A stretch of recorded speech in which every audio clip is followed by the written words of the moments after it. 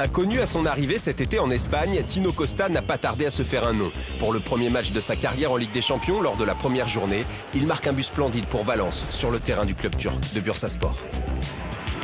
J'avais rêvé de jouer de ces matchs de ce niveau-là.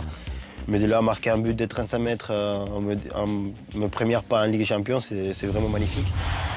Comme avec Montpellier l'an passé, l'Argentin vit un début de saison somptueux avec Valence, vainqueur hier de Bilbao et leader du championnat. Remplaçant hier, mais 6 fois titulaire depuis le début de la saison, il a été adopté par les supporters.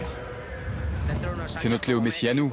Messi peut-être pas, mais c'est un très bon milieu de terrain, un gros potentiel, qui fait beaucoup de sacrifices. Difficile de trouver un joueur plus heureux actuellement que Tino Costa. Depuis son départ d'Argentine, son parcours l'a déjà mené au-delà de ses espérances. Un parcours débuté en division d'honneur en Guadeloupe, dans le club d'un ami, médecin argentin, qui aujourd'hui encore est son agent et confident. Très fier, très fier. C'est une histoire magnifique. Très difficile, les premières années en Guadeloupe. Arriver à 15 ans quelque part où tu parles pas la langue, où c'est complètement une culture différente. Après la Guadeloupe et des essais infructueux dans quelques clubs de Ligue 1, et bien avant Valence, il s'est contenté du national au Racing Paris, Pau et Sète. Ça fait 5-6 ans, j'étais encore en train de faire 14-15 heures de voyage pour aller faire un match national. Le plus fort de mon mental, je l'ai forgé à Paris. On a eu 5 ou 6 entraîneurs la même année. On a été la moitié de l'année, pour ne pas dire plus, sans être payé. C'était il y a 5 ans, dorénavant pour lui, tout va bien. Et puisque Tino Costa ne cesse de progresser, un autre rêve pourrait se réaliser.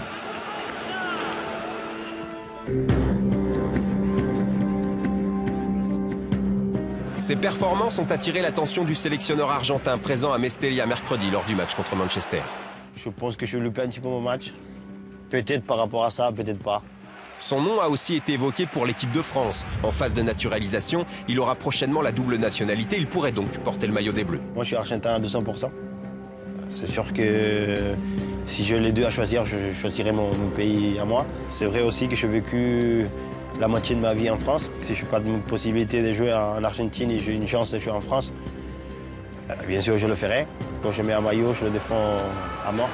Ses chances pourtant d'être appelé par Laurent Blanc semblent assez minces. La nationalité, ce n'est pas une question d'opportunité. La nationalité, c'est ce que vous ressentez là. Même s'ils ont des origines étrangères.